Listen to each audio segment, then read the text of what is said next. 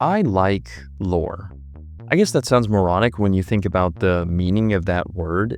It's like saying I enjoy story elements or plot. Regardless, I enjoy theorizing and looking into totally new stories, especially stories that are sort of in the process of growing into their own IP or fandom or whatever. I mean, looking at that sort of thing is kind of how I make a living anyway.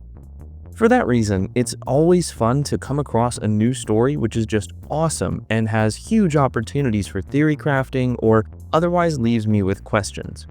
And that's what we're talking about today.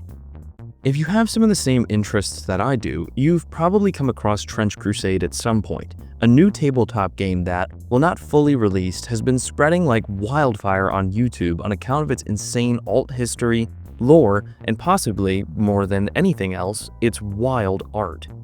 And any one of them would have been equally good reasons.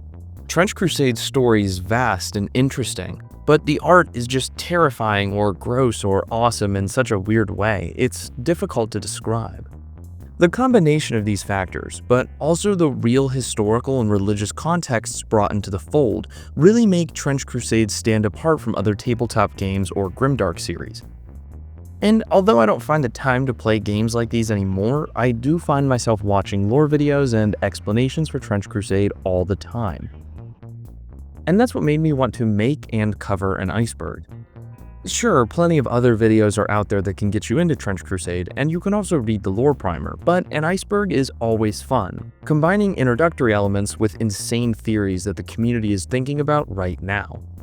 It sort of gives you the chance to go from knowing nothing about Trench Crusade to still maybe not knowing too much overall, but at least knowing what people are debating and what future directions the story might take. You all know what an iceberg is by now, and we'll be getting into this one created by me very soon. But first, I want to send a little thank you to the members of the Trench Crusade Discord and Chemical especially who helped me craft this iceberg. And as always, it's important that I thank the members of my Patreon who got to see this video a little bit early, as well as enjoying the occasional channel update from me and VIP Discord access. And most importantly, I'd like to thank you all for being right here. So load up a game or do whatever else you need to be comfortable right now and enjoy your stay. Let's get right into my Trench Crusade iceberg with the very first tier.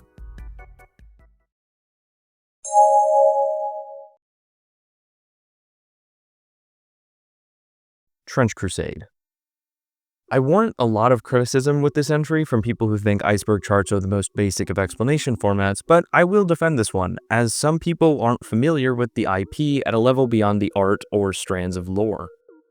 Trench Crusade itself is a tabletop miniature game taking place in an alt history timeline, beginning in the year 1914.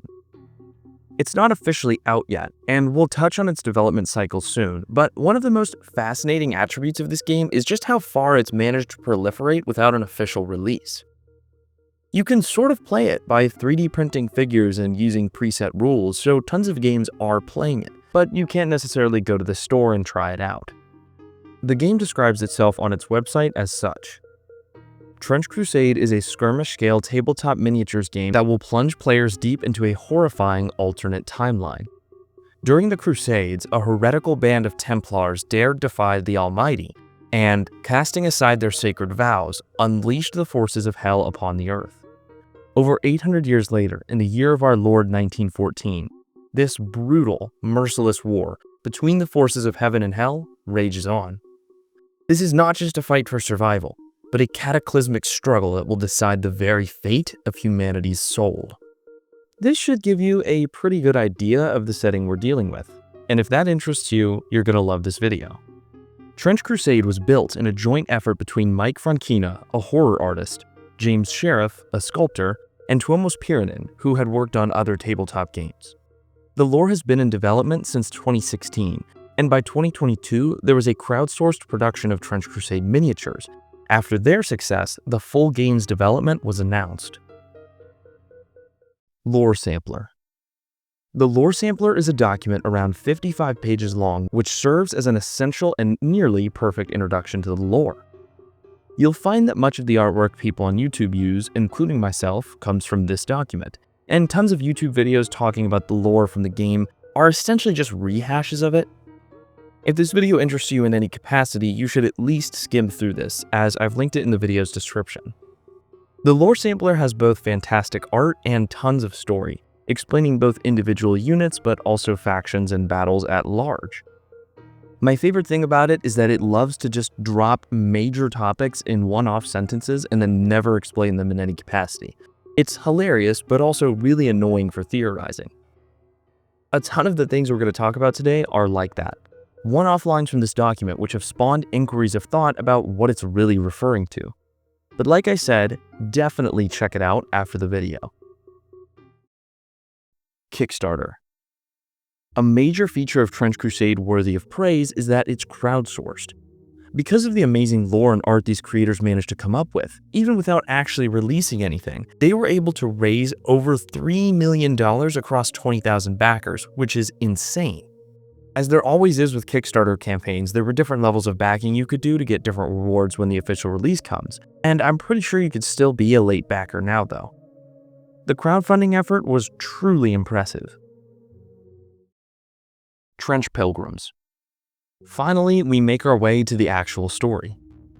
Trench Pilgrims are as close to the main protagonists as one can get with Trench Crusade. They're a faction in the game consisting of semi-organized Christian troops fighting demons on the front lines in defense of Christendom. Here's a description about them from the lore primer. As the war rages against the minions of hell, strange visions torment the faithful across the globe. Men and women touched by heaven are granted visions, and revelations are made by the messengers of God. Sisters of the Holy Order are marked by stigmata and take up sword and cross as instructed by the angels. Those who have transgressed seek to atone for their sins by taking as many followers of the devil with them to the afterlife. So they come, the mad and the maimed, the God-touched and guilt-ridden, all gathering around prophets and prophetesses, forming trench pilgrim processes, disorganized group which arm themselves and follow the prophets of the Lord into the front lines.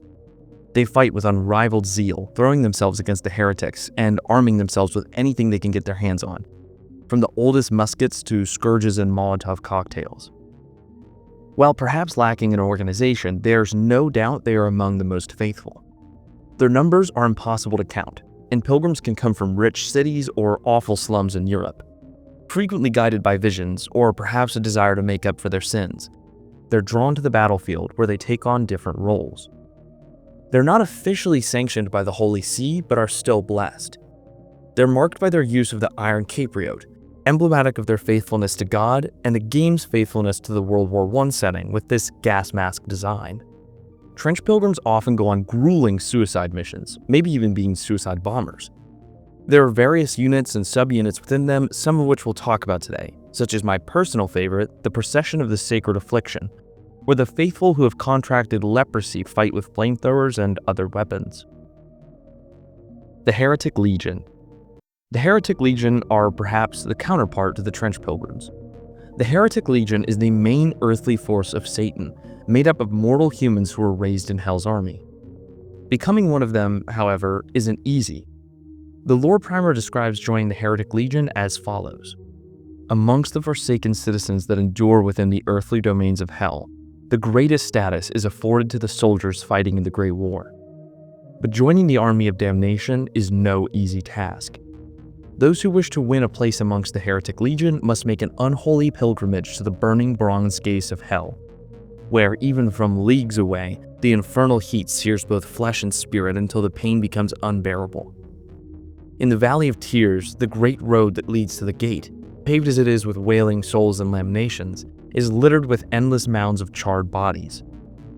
Many are still half alive, writhing in agony, trapped in a grotesque twilight between life and death, their wickedness deemed insufficient.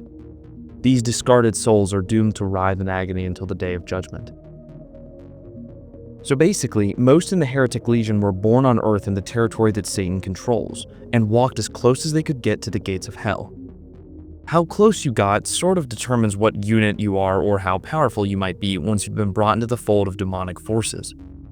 An example are the anointed, those wretched who manage to walk as far as the shores of the eternal flame, burning away all their skin and tormenting ceaselessly in the process. Others kill themselves in an attempt to get the attention of hell and to be raised back as choristers. Not only are there these mortals, but hell sends their own inhabitants to fight as well. War beasts and artillery witches, for example, wail and cast fire upon the faithful in their fight against God. The Act of Ultimate Heresy. The Act of Ultimate Heresy was the ultimate commencement of Trench Crusade as a whole. Up until 1099, presumably, human history went about how it did for us. At the end of the First Crusade, once the Knights Templar captured Jerusalem, somehow the gate to hell was opened, destroying Jerusalem and sending a scurry of Satan's forces onto the earth, leading to a fight which has lasted nearly 900 years. So what exactly was this act? Well, it's kept vague on purpose, and it's perhaps the first major thing that people in the Trench Crusade community theorize about. Some say they might have desecrated artifacts close to Christ, maybe even using his cross upside down to crucify one of their own. Maybe they used some sort of satanic artifact to rip open the portal, or maybe it was just an accident. Whatever they did was so horrible that it managed to literally rip open a hole in earth onto hell. It's also said that the original Templars who committed this sin were turned into heresiarchs, commanding units of Hell's army awarded for their heresy. Now here's a fun idea. In real life, the Templars were scapegoated, and many theorize that the same thing happened in Trench Crusade. That the Templars weren't actually responsible for opening the gates of hell and were just at the wrong place at the wrong time. Which might make sense. Why would devoted Christians do something so insane that they'd open a portal to hell? The reality is, we don't know for sure, and we probably won't ever. But as of right now, what is written in the lore is that they are considered responsible for this reprehensible act.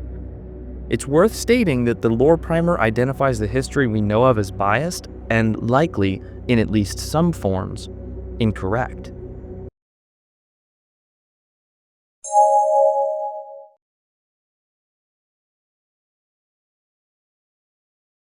Timeline. I want to briefly examine the timeline for us, shown in the lore primer. Some of the events here won't be contextualized until I explain them later, but I will give a brief overview of human history in this world. Obviously, I won't go over every bit, but you can read the whole thing in the lore primer. 1099. First Crusade captures Jerusalem. The Knights Templar commit the act of ultimate heresy. The gate of hell is opened on earth, and Jerusalem is destroyed in the cataclysm. This is the beginning of the story, which we just covered. 1102. The ancient city of Antioch is fortified and becomes the focal point of resistance against the forces of hell. 1099. The great sultanate of the invincible iron wall of the two horns that pierce the sky is formed.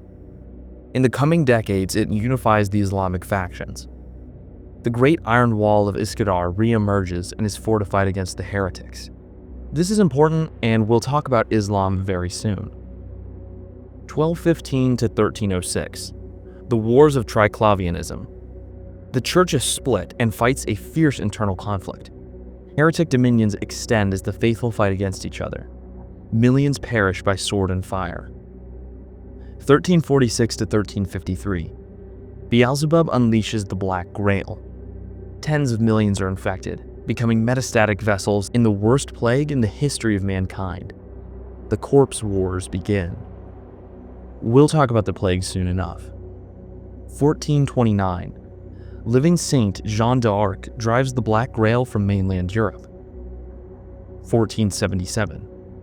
The city of Argos is taken by God, and it is no more.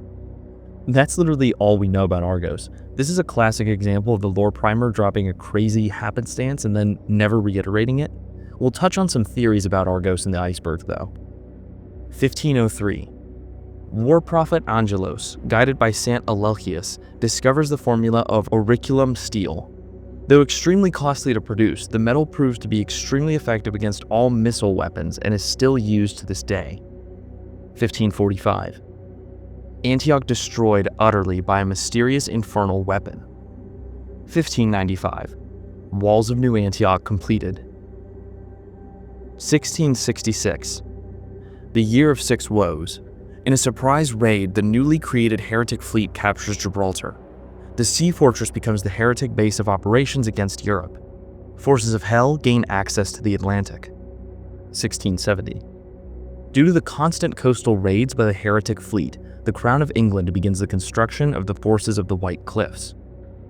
1703. Against all odds, a small force of Hebrew knights striking from their secret fortress destroy the Templar stronghold at Acre. 1866.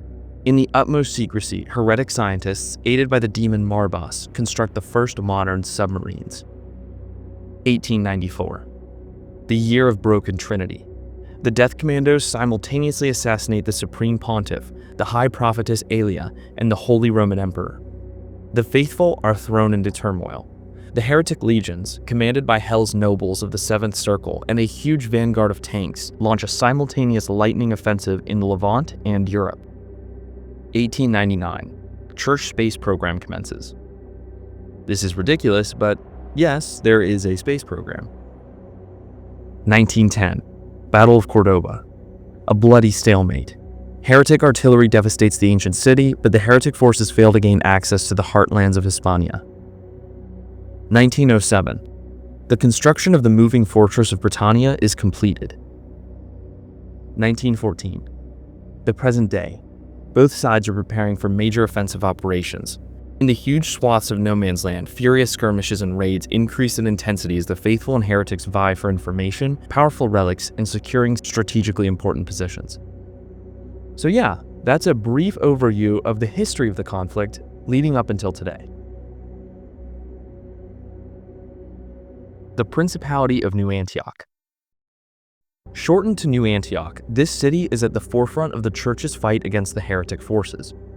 Rebuilt from the ashes of Antioch in 1559, New Antioch is situated in the northeastern edge of the Mediterranean, seen over by the Duke of New Antioch. For 500 years, Antioch fought against the heretics, but was destroyed by a mysterious infernal weapon in 1545. We don't know exactly what that is. Theories range from an infernal nuke to even a meteor. 14 years later, though, the church decided to rebuild it, and to this day, all Christian nations pay tithe to ensure its survival. While mostly a defensive bastion, parties occasionally set out from the city-state to a no-man's land for purposes of looting, gathering intelligence, or waging holy war. The Iron Sultanate. The Iron Sultanate, also known as the Great Sultanate of the Invincible Iron Wall of the Two Horns that Pierce the Sky, is a unified Muslim state not standing in contrast to the Principality of New Antioch, but certainly representing a different culture and motive. Most Muslims live within the boundaries of the Iron Sultanate and represent faithful forces against the heretics. While the exact borders of the Iron Sultanate are unknown, it's entirely circled by the greatest defensive bulwark in the world, the Iron Wall. When the gates of hell were opened, God raised the Iron Wall around Arabian territory, and Muslims around the world were called to inhabit the new nation. The Iron Wall is literally large enough to change weather patterns. Mecca and Medina are not within the Iron Sultanate, however, as they're currently encircled by impenetrable sandstorms. The Iron Sultanate is a game's Islamic faction, full of sub-factions and fascinating units, which we will discuss in the Iceberg. The Court of the Seven-Headed Serpent. The Court of the Seven-Headed Serpent is the ruling body overseeing Hell's war against creation on Earth. Situated atop the Black Keep of the Iron City of Dis, the Infernal War Council comprises 7 archdevils, each one embodying one of the 7 mortal sins: wrath, envy, pride, gluttony, greed, sloth, and lust. These leaders, known as the Heads of the Serpent, command all military forces in the Great War, though their positions are often unstable due to the treacherous and ever-shifting political landscape of Hell. These demon rulers constantly pit each other against themselves, fighting in an effort to gain status and hold the mantle for as long as they can. Only one demon, Mammon, head of greed, has been said to have held his position without interruption. Curiously, Beelzebub, devil of gluttony, easily the most powerful, scorns the court as an institution, leaving his seat up for grabs while he wages his own war with the Black Grail, the plague which we'll talk about soon. Some stronger units, such as Hell Knights, Praetors, and Auxiliary Sorcerers, hold noble positions on the court. Court members are known to hold Geishic powers, a form of witchcraft which we'll discuss later on. They do as much as they can to manipulate the earth before God returns to rectify their perversion of his world. The cult of the Black Grail. Like we just mentioned, this cult is heralded by Beelzebub himself, Lord of the Flies and one of the Lords of Hell. The Black Grail is a plague worse than all plagues, released onto Earth in 1346, beginning the Plague Wars. Infectees of this Black Plague become neither living nor dead, possessed by demonic will, turning against their own judgment, mockingly worshipping Beelzebub by bringing him loot and valuables stolen from places they tear through. Most despicable of the infected are the Order of the Fly, people who willingly accept the plague and are devoted enough to Beelzebub to be granted weapons and powers, in exchange building altars of corpses in Beelzebub's honor wherever they pass through. Units of the Order of the Fly include Lord of Tumors, able to communicate with Beelzebub personally.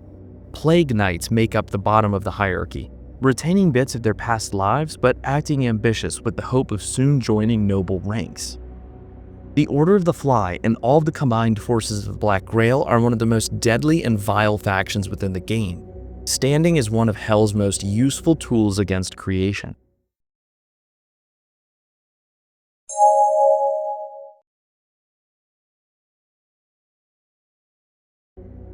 Alchemy. Alchemy is one of the sources of supernatural powers in Trench Crusade, and one of the primary tools of the Islamic faction in the game. The exact source of alchemy is unclear, but the Sultanate is able to use alchemy in all sorts of fascinating ways, such as emboldening their Janissary fighters.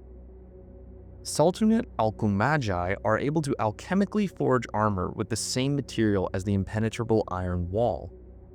Perhaps the most famous use of alchemy is Tauken, the creation of artificial life, resulting in automatons and strange creatures. Of these include the Lions of Jabir, some of the deadliest Sultanate units.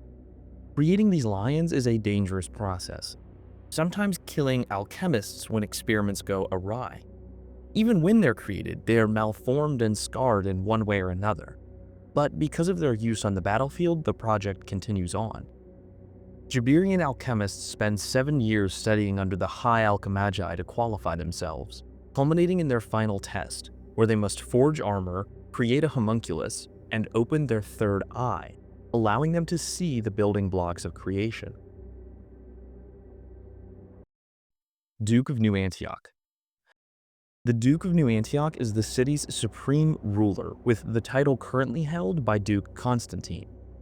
Not stated exactly how the Duke is decided, but it is considered a position of unrivaled honor. Two other named famous figures from New Antioch who might have been previous dukes include Alexius Cerullius, author of the Battle Book of Prayers, and Melchizor Gestel, author of the official and true annals of the church history. Map and countries.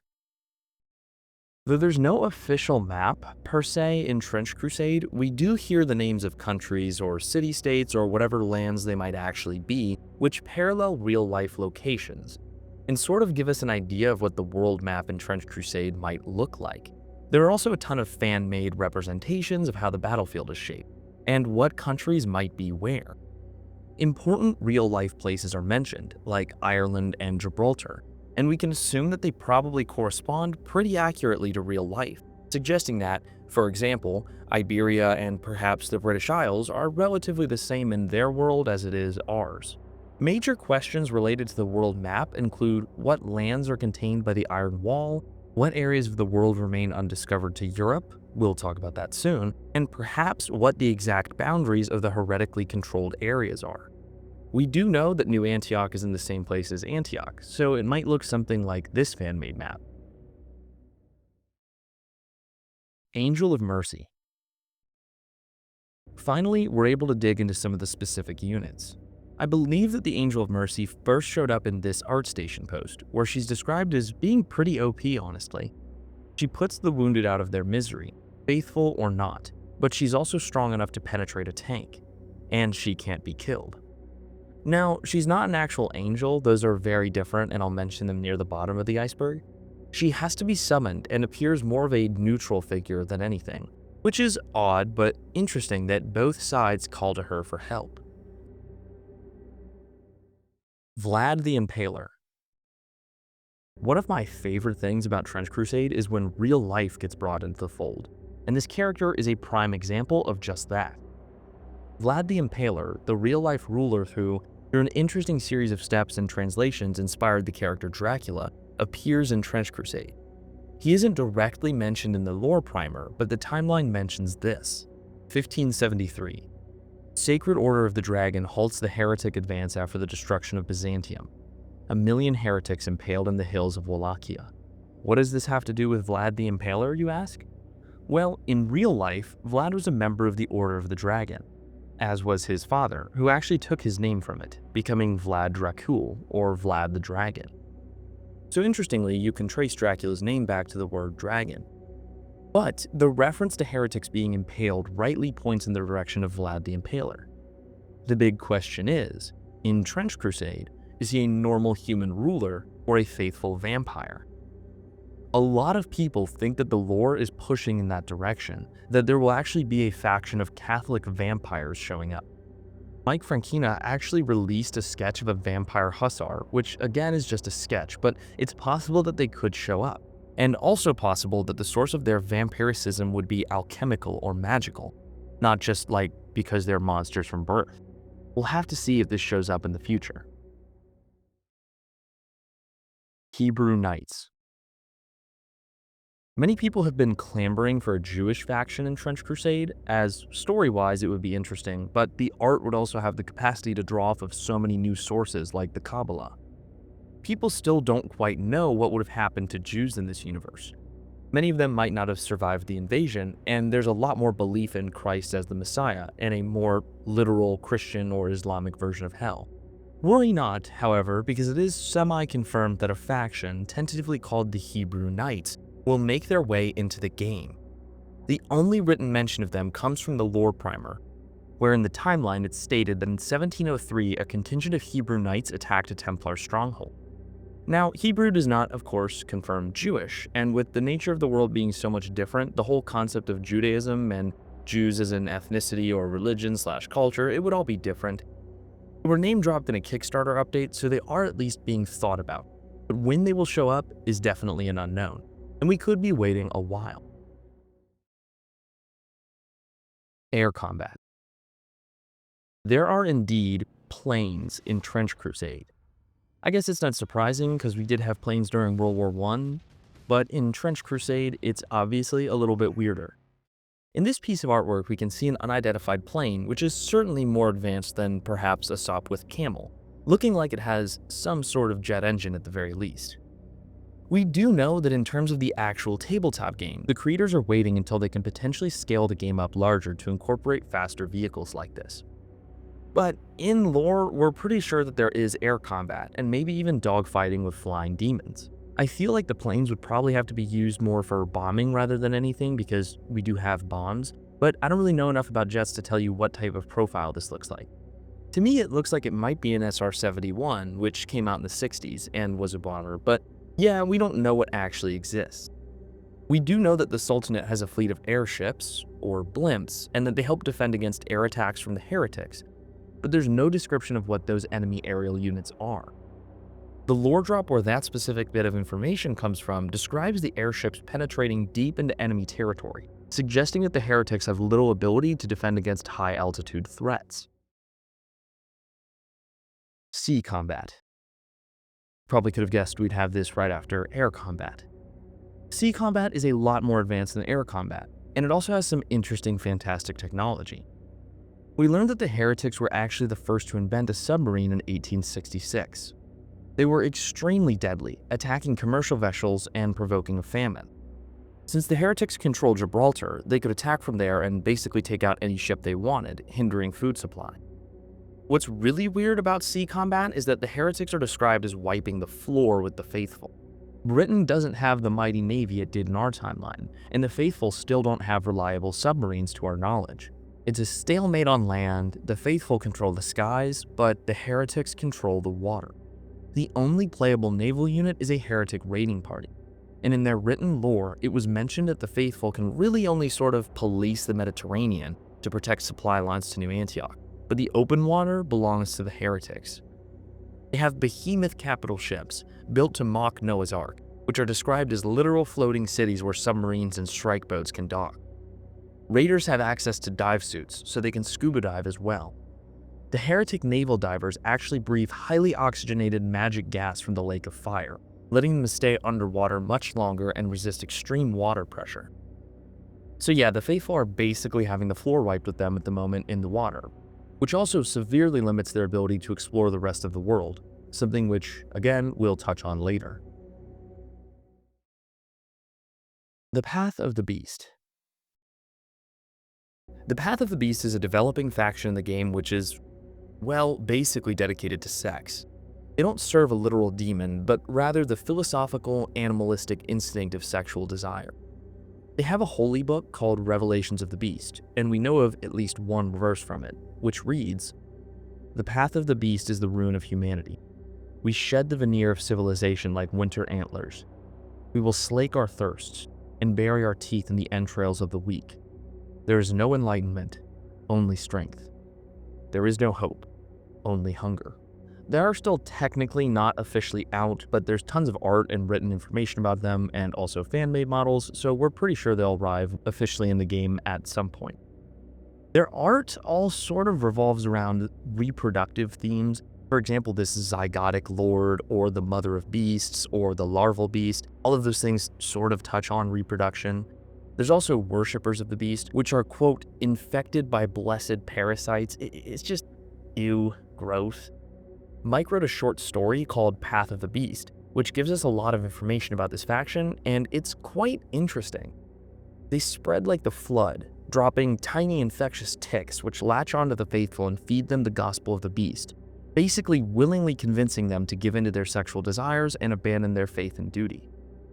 They're quite interesting because while they're certainly a demonic, heretic faction, they're also just very chaotic and literally want to spread their perverted gospel instead of specific combat initiatives, which makes them interesting in the lore and presumably pretty interesting to play with in the game later on.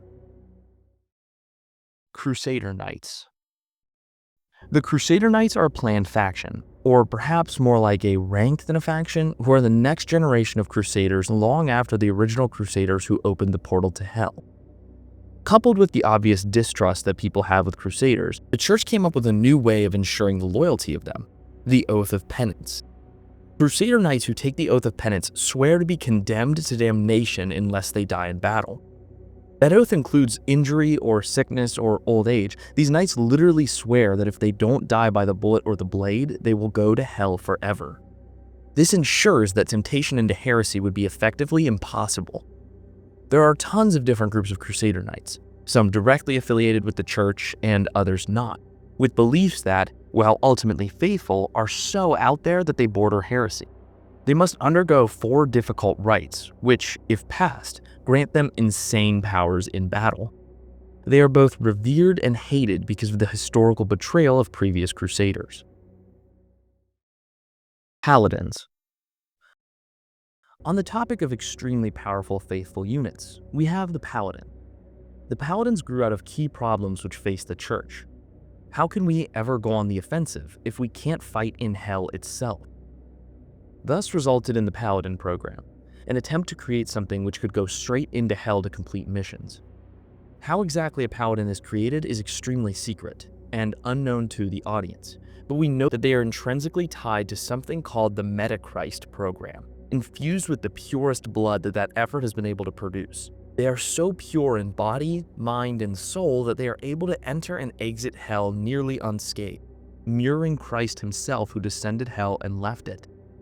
They are blinded before their missions to shield them from Hell's temptation, and geared up with the best armor and weapons that the faithful can provide. Only 12 Paladins have ever been created, but 9 remain today.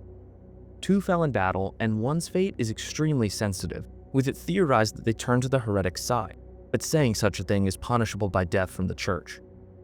For 300 years, the Holy Mentalist Order has been unable to make new Paladins. Their weapons are irreplaceable too. Since the fall of Jerusalem, it's been impossible to acquire Golgothic Tektites, whatever those are.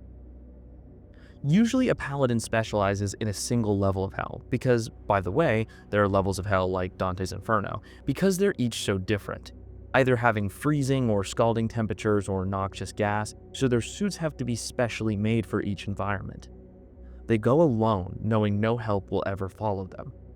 Common missions include assassinating Hell nobles, destroying laboratories, and, my personal favorite, interrogating demons to extract information by using the blood of a lamb or holy water to torture them.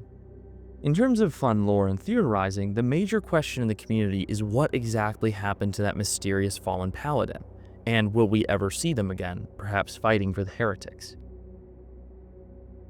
Remnants of the Varangian Guard. The remnants of the Varangian Guard are another faction rumored to be upcoming in the game.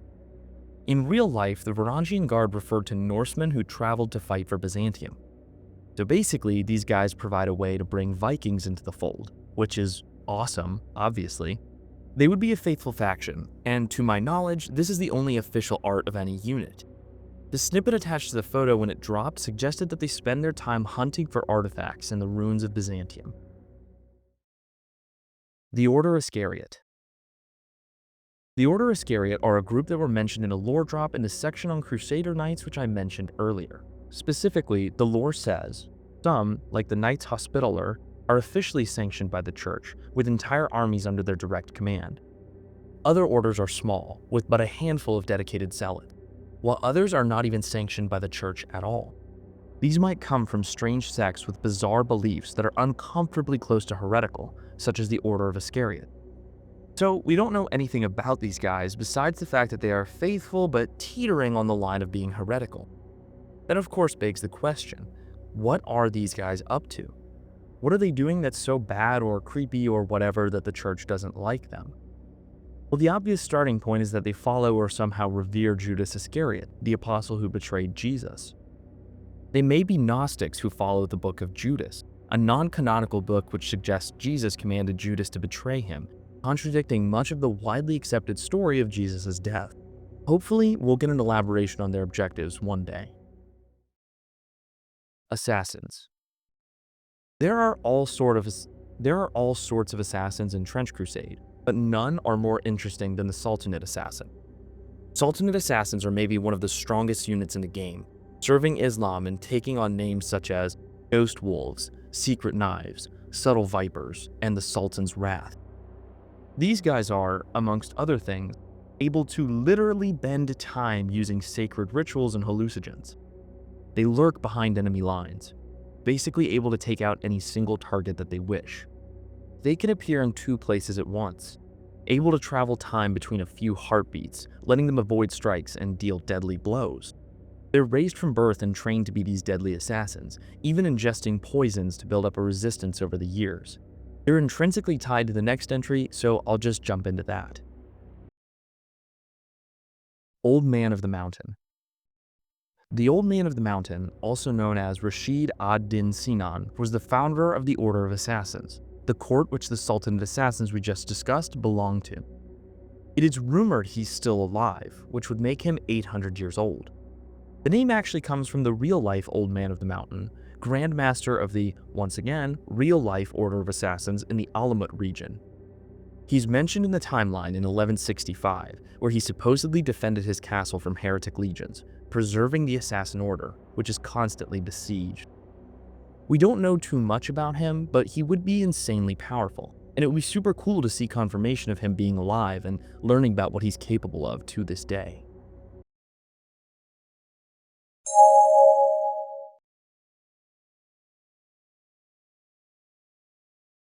Lithuanian-Polish Commonwealth Hussars. The Lithuanian-Polish Commonwealth Hussars are a potential future faction based off the real-life Polish Hussars, and let's be honest, are coming to the game exclusively because of how cool they look. The real-life troops, occasionally referred to as Winged Hussars because of the characteristic uniform, were a cavalry faction that were active around 1500 to 1700. They're mentioned in passing in the lore primer. They were mentioned in the same Kickstarter update which suggesting adding the Hebrew Knights, so who knows, maybe both of those guys will become a unit one day. We can confirm at the very least, though, that they exist in the world of Trench Crusade. America. I've been dying to talk about this because it's just so fun to think about. So you might have been wondering about the New World. With this new timeline and with there being differences in naval superiority, how would Europe be able to discover it? In general, much more of the world of Trench Crusade is unexplored because, well, there's a thousand-year war with hell going on. The lore primer explicitly states that the heretics have access to the Atlantic, but whether or not they have colonized the New World is unknown. We do know that Spain, at the very least, reached bits of South America, but they didn't colonize it, only trading with those who live there, which explains why there are New World crops in the world of Trench Crusade. The reason it's so fascinating is because it's just an entirely blank slate for the game, maybe having a future expansion in like 10 years or so. Since the creators are comfortable with pulling in other aspects of fantasy or different religions, there's so many theories about what might exist. For example, the Aztec pantheon. Maybe they'd align with the heretics and then the New World just becomes a massive battlefield, who knows. Fantastical Native American warriors would be sick. There's just so many opportunities. Really, any other unexplored region of the world could show up like this. Actually, now that I think about it, Japan is basically in the same boat. Full of rich mythology to draw off of, and as of now, completely untouched by the story. But yeah, as far as North America or detailed information on either side of the Americas, we basically have nothing. It's just a totally blank canvas for theories. The Synod of Strategic Prophecy. The Synod of Strategic Prophecy is a faction which will eventually come to the game, known from their ability to commune directly with God. They are basically known for their intelligence gathering abilities in that regard, acting as deadly support units, as they literally hear what God says, allowing them to see into the past and future. I actually realized that this photo of one of their units, a prophetic technician, was the very first piece of Trench Crusade media I ever saw. I think on Reddit, like years ago, and I didn't even realize what it was about. I just recognized it while editing. Anyway, we have some description of their units, such as the Observer, who are trained in the arts of clairvoyance, using their helmet to commune with God, making them extremely deadly. They are also excellent scientists, providing valuable insights to the Church on enemy units. The Temple of Metamorphosis. The Temple of Metamorphosis is a cult faction in the game, and perhaps the weirdest one yet. It's quite fascinating, but it'll take some time to explain. They worship the door, or more specifically, something that exists beyond it. So what on earth, or on hell for that matter, is the door? Well, basically, Andromalius, a demon from Gaelic literature, discovered a strange hole inside hell sometime around the fall. He and his brethren explored it, coming across a deep staircase terminating in a wall. Clawing at it, they revealed a crack and observed the door. And something spoke to them, something else, from behind it. Upon hearing this voice, Andromalius tore off his skin to present himself naked to what is now potentially known as the God of Many Forms. After this, he founded the Temple of Metamorphosis, a cult which worships this being or realm or whatnot from beyond the door. In various ways, they turn themselves into bug creatures, sort of looking like pests from Elden Ring. They're not a militant order, but dedicated only to studying the beyond. In exchange for being left alone in hell, however, they occasionally have to run errands for demons, such as gathering information or whatever. There are various forms of monks who belong to the temple, spending their time thinking about what further bug forms they can take on, or just thinking about the door. We've seen images from different stages of the process, such as this artwork which shows a human beginning their conversion. Once they reach the stage of pupil seraphim, they attempt enlightenment. So, what's beyond the door? Well, no one really knows. Thematically, the cult has much to do with reproduction, molting, transforming, growing into monstrosities, and in my opinion, the door has something to do with cosmic, even Lovecraftian horror. I just think that based on the art direction, but obviously I don't know. Some think it will have more to do with Abrahamic cosmology than the Lovecraftian kind. A big theory that people have come up with, though I don't know how exactly, is that behind the doorway lies either God's first attempt at creating the universe, or some sort of cosmic trash can for discarded elements of reality thrown away while God fashioned the universe. Many theorize the God of Many Forms as less of an actual being and more of a collection of these discarded elements, or something like that. Either way, there is some sort of strange knowledge that is able to escape in the form of strange whispers or feelings revered and studied by the temple. This is one of the things that intrigues me the most about Trench Crusade. I have to wonder, why exactly is the door in hell itself? I guess it makes more sense than being on Earth, but it's just weird. How could something be deeper or beneath hell? How horrible must it be?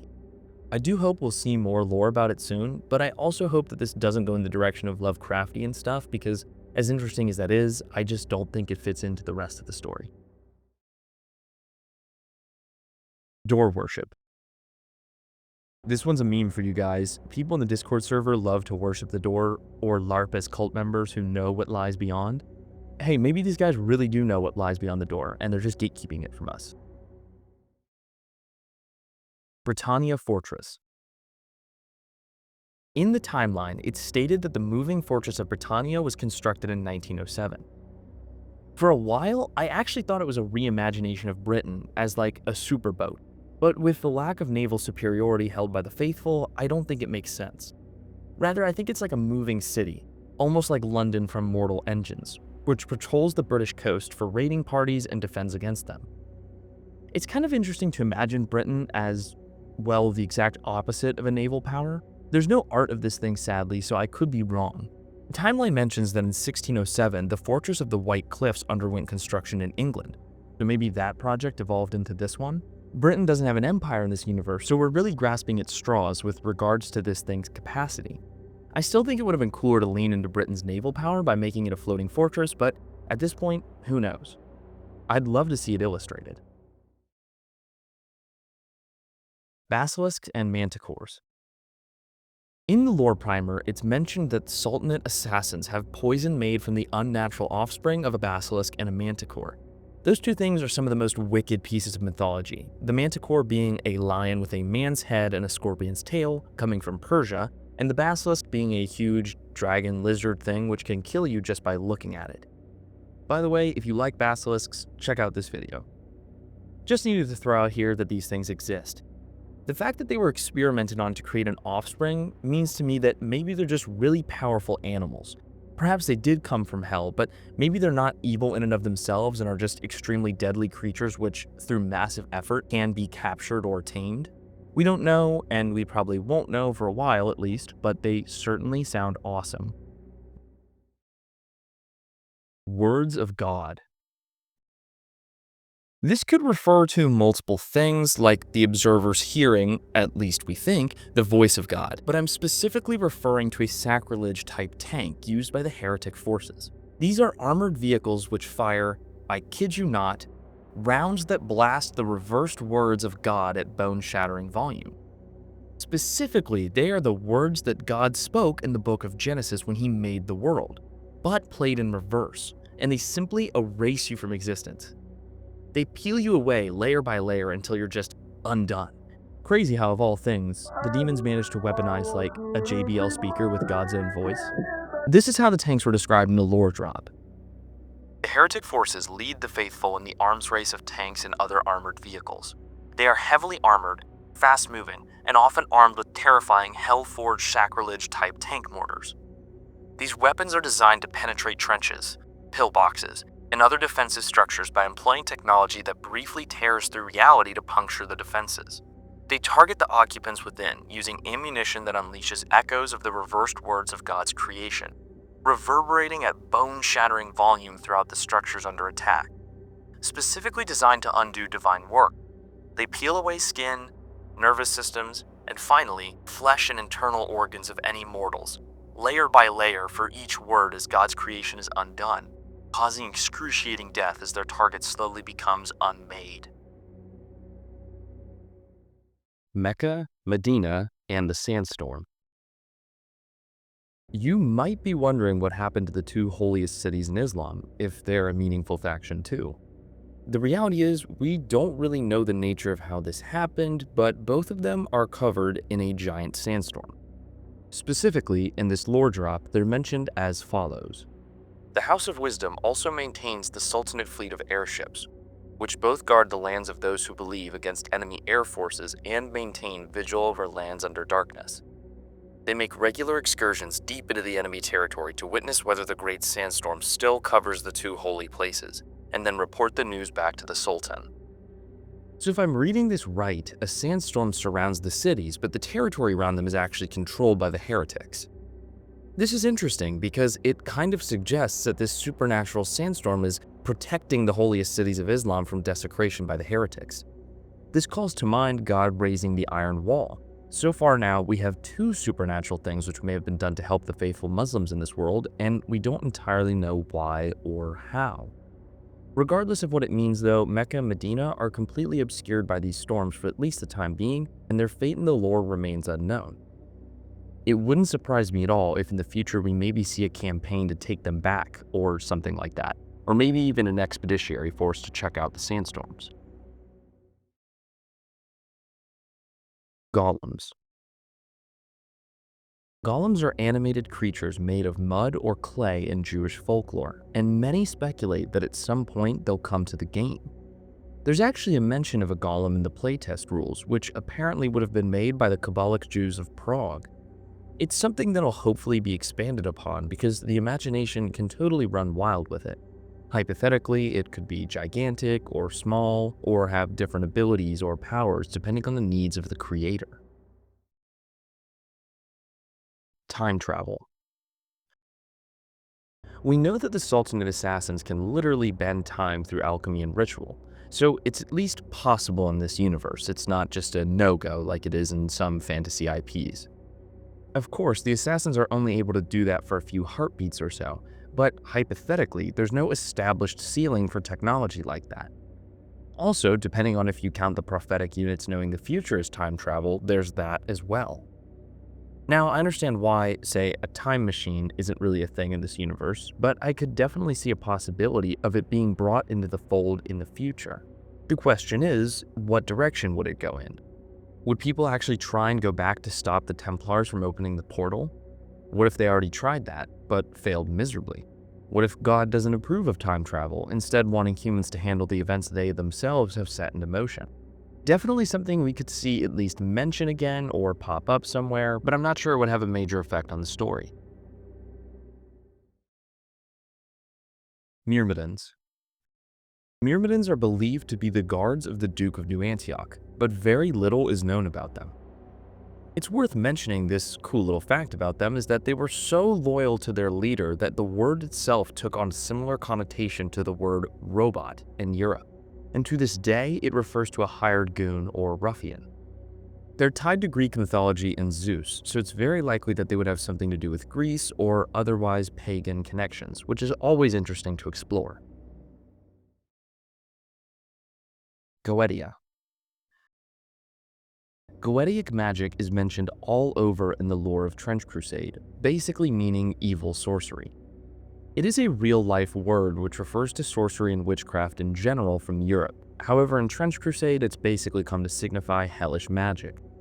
It's responsible for crafting many of the weapons and other insidious creatures that we see throughout the game and its lore.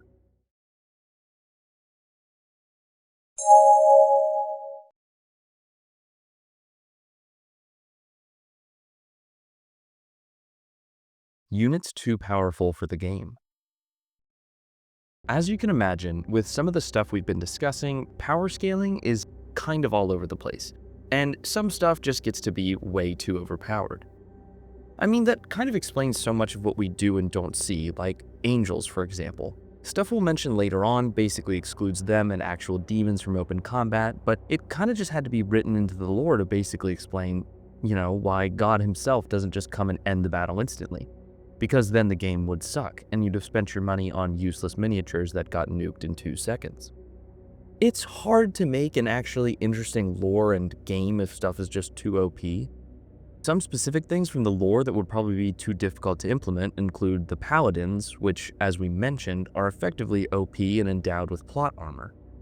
Then there's the Sultanate himself, who comes equipped with 77 lions. The Fortress of Britannia, as well as the heretic mother boats, would probably just be too big to have. I doubt they'd even fit on a table, to be very honest with you. Jets and other vehicles in general, for the time being, probably can't exist in the game, mostly because of an issue with size and speed. Then there's the Metachrists. We really don't even know what they are, but with what little we've heard from them, they're insanely powerful, or can at least grant other units insane powers. Of course, someone could probably just come and kill one with a hammer, but still. Christian mechs. Again, in the realm of things that are probably just too powerful for the game are the Christian mechs. We know nothing about them except for a few appearances in art, usually destroyed. We see a wrecked one in this image here from the lore primer, suggesting that they were made to look like giant humanoid robots. Then there's a sketch of someone firing from atop one. While we don't have a perfect sense of scale from these images, we can tell that they're massive and probably couldn't show up in the actual game. Argos taken by God. One of the most perplexing lines in the lore primer comes from the timeline, where it's stated that in 1477 the city of Argos was taken up by God and is no more. Argos is a Greek city in real life, but what exactly its purpose was in Trench Crusade is completely unknown. This has, as you might have expected, become a great source of theorizing and questioning in the Trench Crusade community. It's strange that it's written as if God took it. Even though the timeline can't necessarily be trusted, it suggests that it didn't fall to demons, but something else happened to it. Some people suggest it's extremely similar to the notion of Enoch being taken away by God in the Bible. So maybe it was a city of faithful that God wanted to spare? Others think it might be church propaganda, having been destroyed by accident in a weapons test, or something to that effect. If you really love the lore and have your own theories on what happened to Argos, I would love to hear them down below. Elixir of Life. We know of alchemy and the brewing of elixirs to enhance performance and heal to an impossible degree, but what about a cartoonishly perfect elixir of life? One that genuinely makes someone live forever? Well, we don't know entirely what that looks like, but it was discussed that Vlad's vampiricism is likely alchemical in nature, and that it might have even been an experiment gone wrong with regard to an elixir of life. For that reason, it's very possible that in-universe there are some ongoing attempts to make elixirs of life, or that they have been created but just come with disastrous side effects, namely vampiricism. Scanner Barkley. Scanner Barkley is an interesting figure in the Trench Crusade community because while he's not a part of the Trench Crusade team, he's responsible for the creation of quote-unquote soft canon materials. That's because he makes all this art and short stories which, though his own, are informed by Mike himself, as he somehow has private conversations or occasionally just DMs him to get new bits of information, and then he works with that, taking them in a logical but new direction. An example of a story by him is actually the origins of the Church of Metamorphosis that I showed earlier. Many of the actual details were written by him. He doesn't stray too far into the realm of contradicting lore or adding entirely new stuff, just giving details that aren't entirely new but certainly extrapolated based on good and occasionally original information and are often the most likely thing we have. For example, he knew the name Andromalius before it was officially revealed to be connected to the Church of Metamorphosis. So we can't entirely be sure what bits of lore he makes up are entirely made up or somehow informed by real ideas from Mike. We just have to kind of wait and see until anything is confirmed later. Merchant Princes. Merchant princes, though not necessarily mentioned by name, come up in places in the lore. It's theorized that the most successful of them have sworn allegiance to Mammon. Many traders do their pursuit in riches and gold. We don't know much about them besides they operate a black market of weapons, profiting off both sides of the conflict. They do relate to the actual game, as encountering them can help you buy better items. Even though they're technically neutral, it's very likely that they've sworn allegiance to Mammon, the demon of greed, in their pursuit of economic gain. Church Space Program. Maybe the coolest one-off fact from Trench Crusade is that, according to the timeline, the Church began a space program in 1899. Most of the technology we seem to see peaks around 1950s era stuff in our timeline, so I have no idea what the space program would actually entail. I imagine they're working with just rudimentary rockets. I do think the idea is fascinating, though. It provides much future direction for the game if we consider that, perhaps in this timeline, there is actually a way to reach heaven physically. Or if not the real heaven, maybe some pseudo heaven or other world or celestial body. It's likely that the church is just using foresight, trying to dominate space before the demons think of it, which would be easy to do since they already control the air. But as far as an actual known, concrete purpose of the program, we still aren't sure. Faithful vampires. We've discussed vampires on and off today, but the basic point is this. Vampires are most likely faithful, or at least most of them, including Vlad. It's rumored that the Order of the Dragon will come to be a faithful faction, or a type of Crusader Knight. I think it's funny because, if I had to guess, I'd have assumed vampires would be against humans, but I guess not in this universe. Joan of Arc. In the lore primer, it's stated that Jeanne d'Arc is yet another named character in the Trench Crusade universe. It's stated that, in 1429, she pushed the Black Grail entirely out of Europe, which is an insane feat. Again, this could of course be church propaganda, but she would be extremely OP if this were the case. She's also described as a living saint, which is fascinating, as she might be the only one in the Council of Saints who is still alive when she undertook her role. By the way, let's talk about the Council of Saints. It's the dead bodies of saints who we confer with when times are tough. Yeah, and to communicate with them, a tactician has to plug themselves into the remains, and then they age 1 year per heartbeat, so they basically die after asking the dead saints a question. The Leviathan. The Leviathan is one of the legendary beasts described several times in the Bible. And of course, in Trench Crusade, it's real. Though we don't have any art of it to my knowledge, it's described as being alive in the Carcass Front, a part of no man's land where legendary figures lie dead. There's a campaign called Operation Leviathan, where players try and change the outcome of a heretic attempt to find the Leviathan in no man's land and break its chains, presumably so it can yet again wreak havoc on humanity.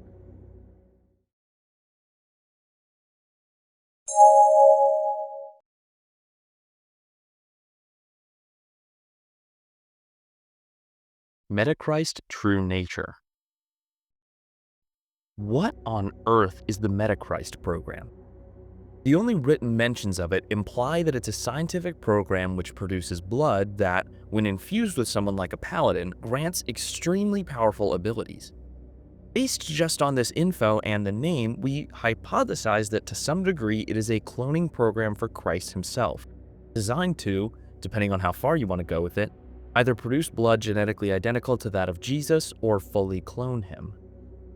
We know that there are multiple Metachrists, and even if they don't result in producing a fully viable human, they at least produce some flesh, as it's been stated in a lore drop about communicants that they gain their power from eating both the flesh and blood of a Metachrist. An excerpt from that lore drop reads, "The Metachrist did cut its flesh and gave it to the disciples. Its ruined mouth could not form the words, but it grunted noises that the Mendelist monk translated as, 'Take, eat, this is my body.' And the Metachrist did leak blood from its eyes and mouth, which the Mendelist monk caught in a chalice, once again translating the Metachrist's painful noises. 'Drink ye all of it.'" I think it's fairly safe to say that these things are at least an attempt of imperfect clones of Christ, mangled and malformed, but still holy in nature genetically. This could of course be church propaganda. I mean, the monk was the one to translate his words and that could have just been made up, but I don't really think so.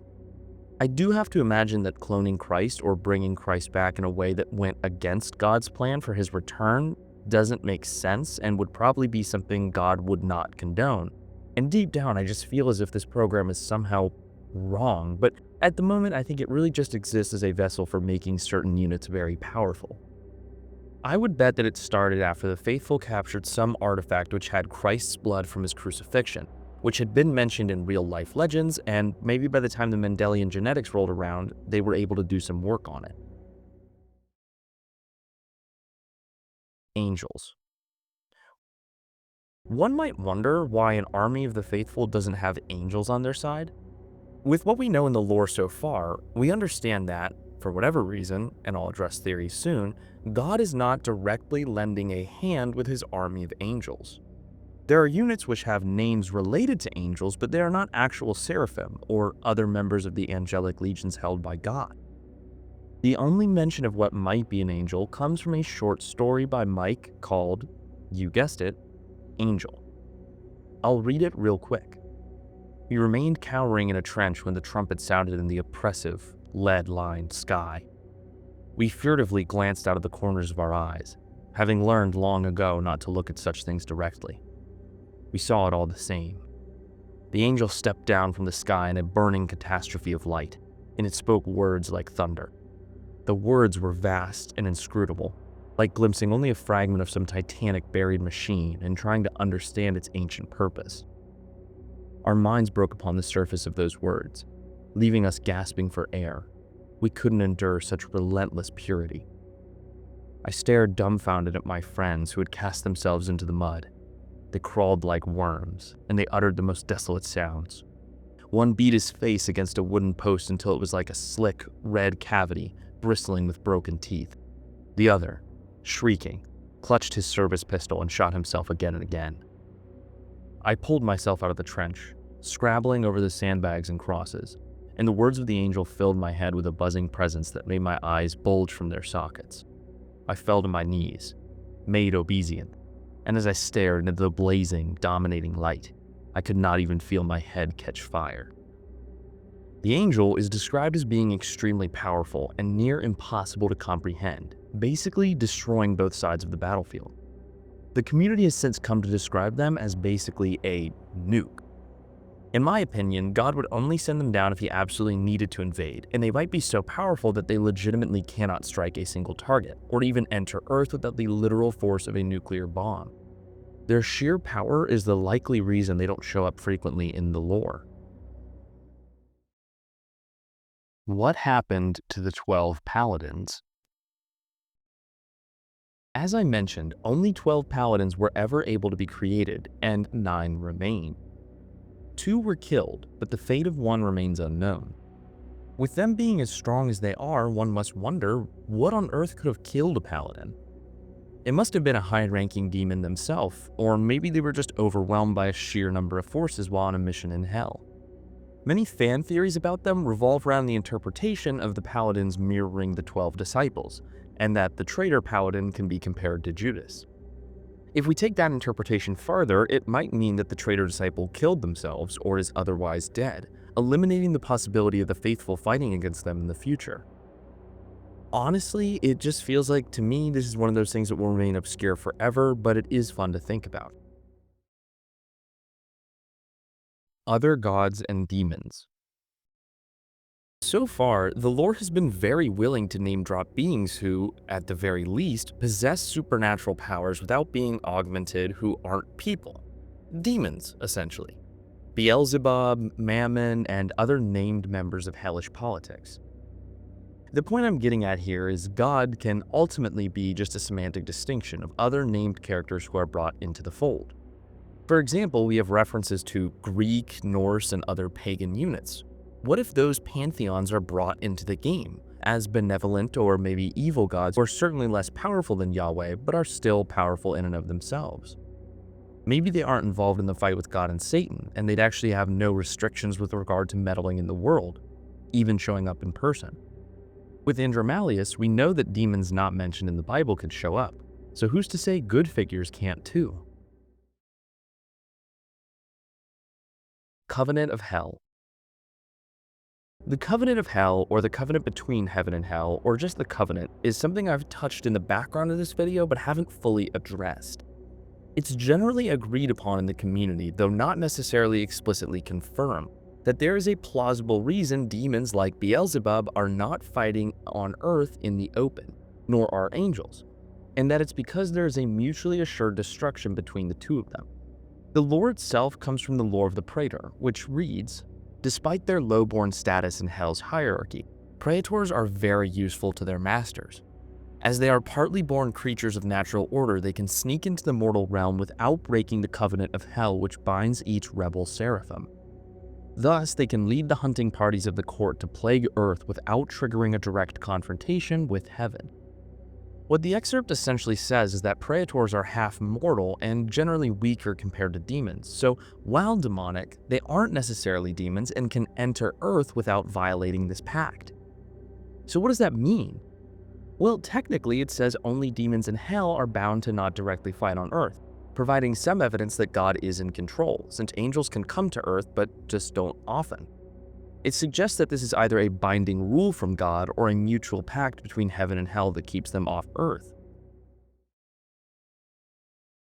Fruit of Eden. The fruit from the tree in the Garden of Eden is a physical, consumable item in the world of Trench Crusade. It can be eaten while playing campaigns and actually gives players demonic traits. It was taken from hell and planted into heretic-controlled bits of Earth, which is interesting. It suggests that somehow the tree made its way from the Garden of Eden to hell, and that heretics are fed from it. One interesting theory that Chemical brought to my attention in relation to this is the idea that if eating the fruit today makes one take on demonic traits, then maybe Adam and Eve had some themselves, and that's how we have to interpret original sin in the world of Trench Crusade. Basically, in this timeline, demonic traits have been diluted genetically in humans, but still exist somehow, which could contribute to why some people are drawn to fighting the forces of hell and others are drawn to fighting with the forces of hell.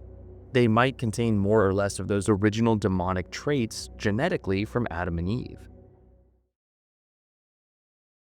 Location of Iron Wall, cognito hazard. Okay, I was just suggested that the location of the Iron Wall is a cognito hazard by someone in the Discord server, but I don't really know that. And besides, it wouldn't be an iceberg if I didn't say there was at least one cognito hazard. But it is a point to consider.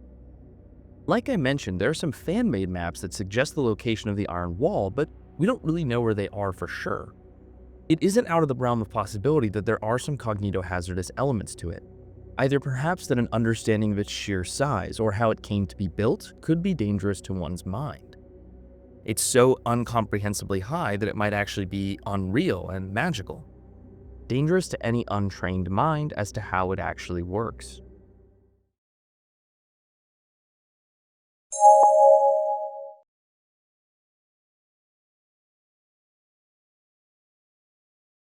Hell is older than heaven.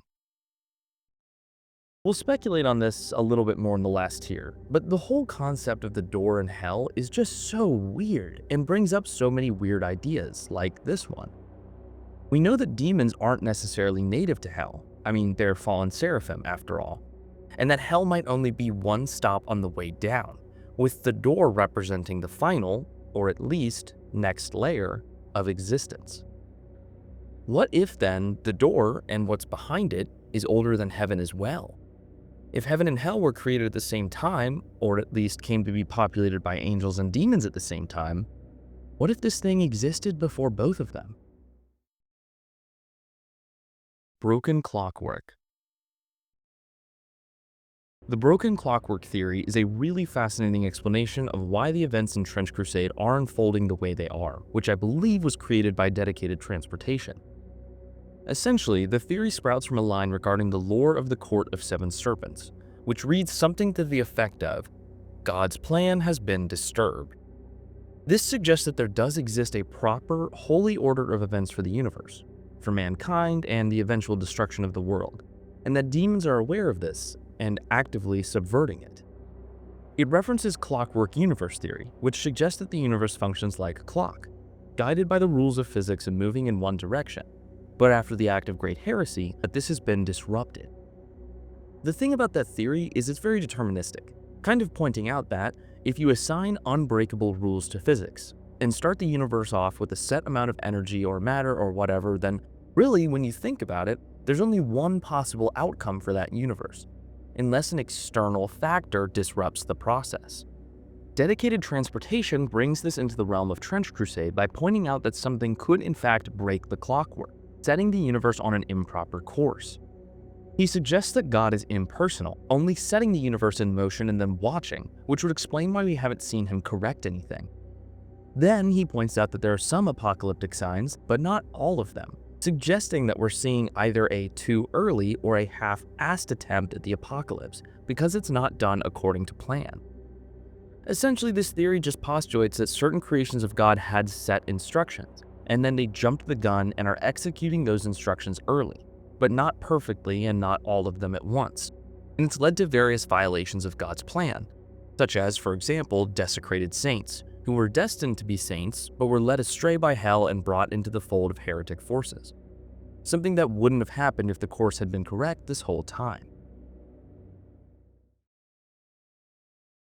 Miracles are Goetic magic. Goetic magic is associated with demons and heretics in this universe, but there's no real elaboration on its origin, or what exactly Goetic means in this context. In and of itself, it's basically just a word for witchcraft. But what's to say that miracles aren't executed using the exact same magical format, just used for good and not evil? Perhaps all magic users are tapping into the same magical plane, just calling it different things and bending it in different ways. Goetic magic is from God. Just another side of the coin with regard to that. We know that in this universe, the origin of demons are fallen angels, suggesting that, ultimately, their power was derived from God, at least at some point. Even if they aren't behaving angelically anymore, they're probably using the same formulas or spells or whatever that they were once taught by God. Nephilim. A named creature in the Bible, which is a fascinating mystery on its own, are the Nephilim. In real-life Christianity, it's not agreed upon what they are, with ideas ranging from them being the offspring of Gentile gods or fallen angels, or the offspring of fallen angels, as in the Book of Enoch. The idea of them coming to Trench Crusade could be really fantastic because if they're hybrids or offspring, they might not violate the covenant, so they could actually be of use on the battlefield. They might also suggest more direct involvement from God, which could help us understand his personality and aims a little bit more. Dragons. We know that the Order of the Dragon exists in Trench Crusade, which suggests that dragons might be an existing theme in mythology and literature in Europe, just as they were in our time. We don't have written lore references to them, but curiously, if you go to the Trench Crusade rulebook and look at the models list, you can find rules for the dragon, with it having a pretty detailed description. It's huge, terrifying, and can breathe fire, able to destroy buildings, and it's extremely resilient.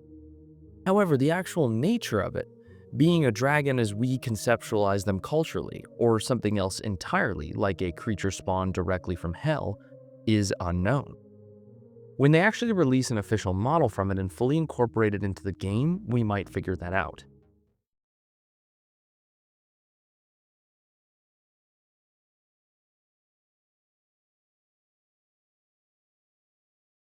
God is testing humans.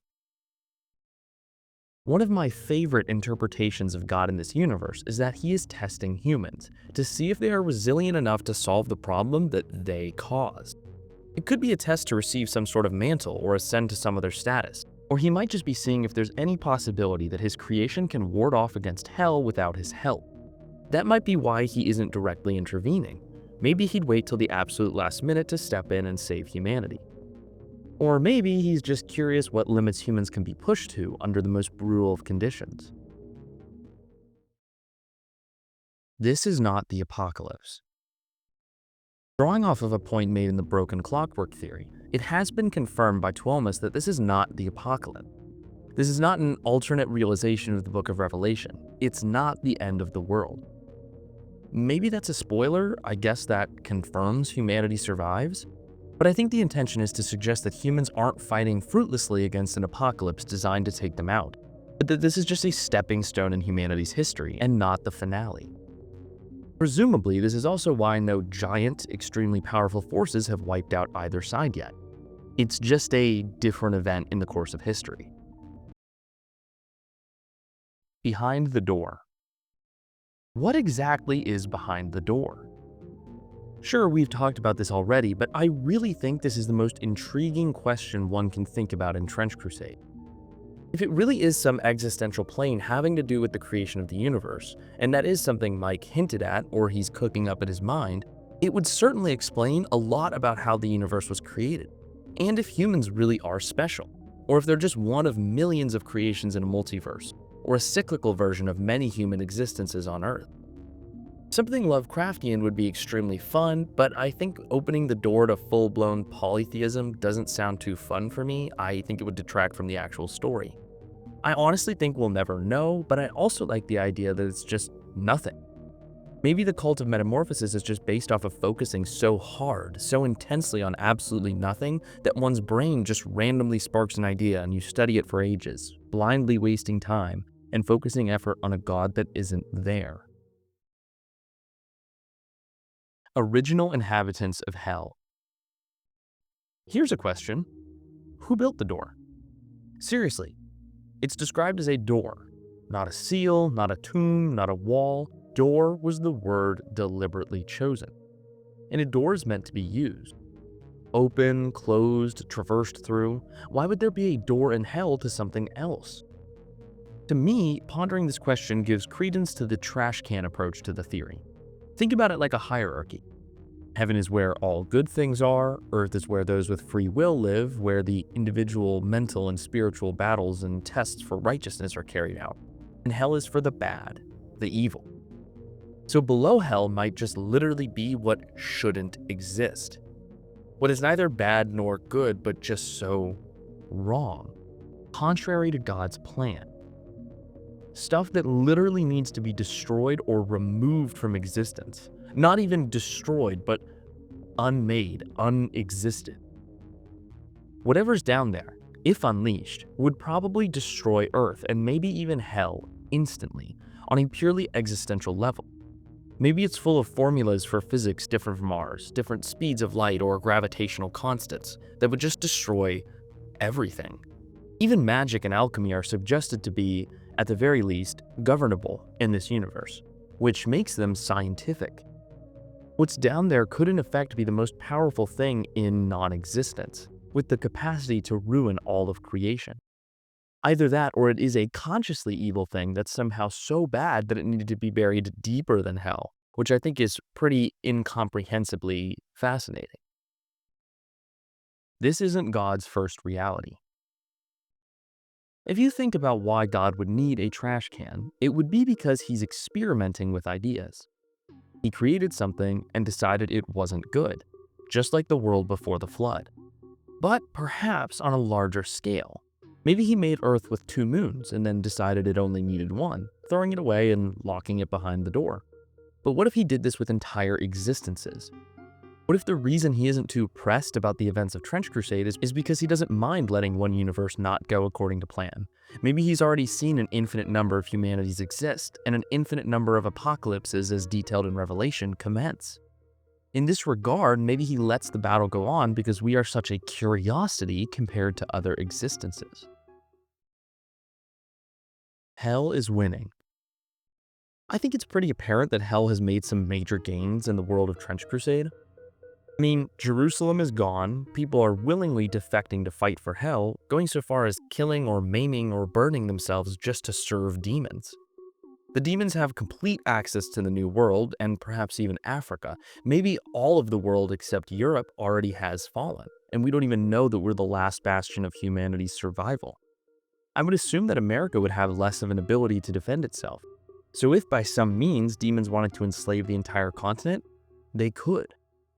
Maybe they could launch attacks across the Atlantic, and with the battle now on 2 or more fronts, humanity would just collapse.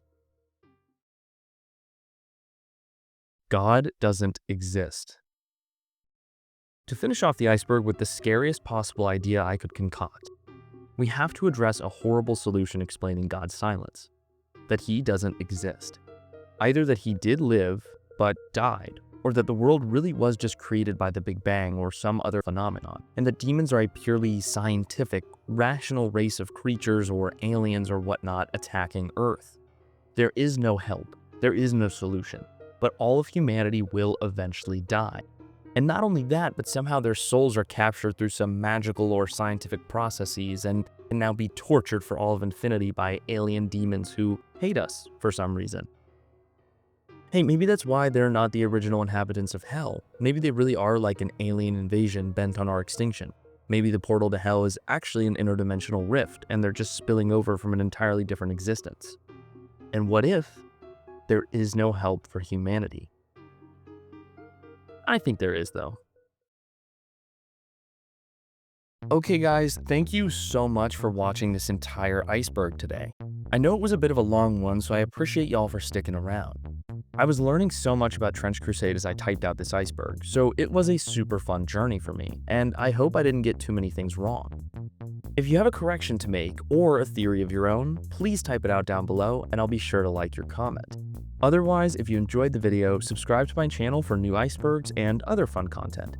Make sure to like and share to support the channel, and if you'd like to count yourself amongst my most awesomest subscribers, you can consider chipping in over at my Patreon, which will get you early video access as well as updates and VIP Discord channel access. Besides that, I haven't got much else for you all except that there is a surprise to stay tuned for in the coming weeks, so you should definitely subscribe if you're considering it so you can stay tuned for that.